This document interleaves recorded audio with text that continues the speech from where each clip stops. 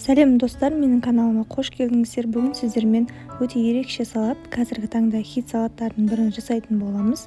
Видеоны соңына дейін қараңыздар. Бізге салатқа қажетті заттар: ірімшік немесе брынза, кунжут, тауықтың еті, рукола жапырақтары мен черри помидоры қажет болады. Алдымен рукола жапырақтарымызды тазалап жуып, керек емес сабақтарынан кесіп, кеңірек ыдысымызға турап саламыз.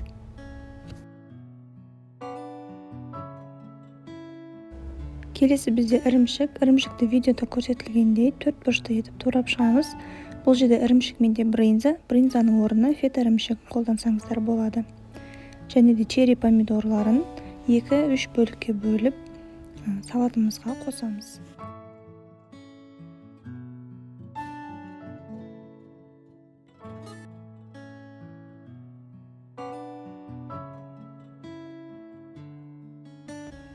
Тауық етімізді алдын ала тұздалған суда пісіріп алып, суытып, сырдың, яғни ірімшіктің көлеміндей 4 бұрышты етіп турап шығамыз.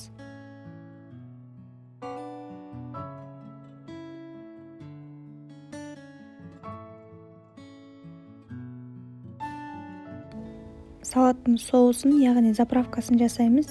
Сұйық майға кішкене қара бұрыш және де паприка қосамыз.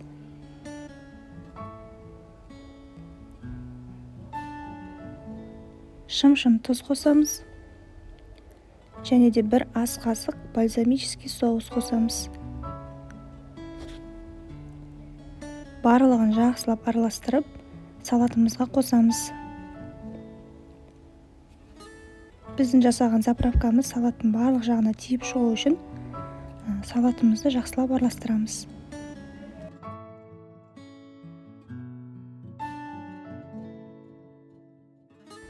Біздің салатымыз осымен дайын. Ең соңында әсемдік үшін кунжут сеуіп шықсаңыздар болады. Міндетті түрде жасап көріңіздер. Өте дәмді, тойымды салат. Сіздердің отбасыларыңызға 100% ұнайды. Міндетті түрде істеп көріңіздер. Видеоның соңына дейін қарағандарыңыз үшін үлкен рахмет. Сіздермен бірге болған Арайлым.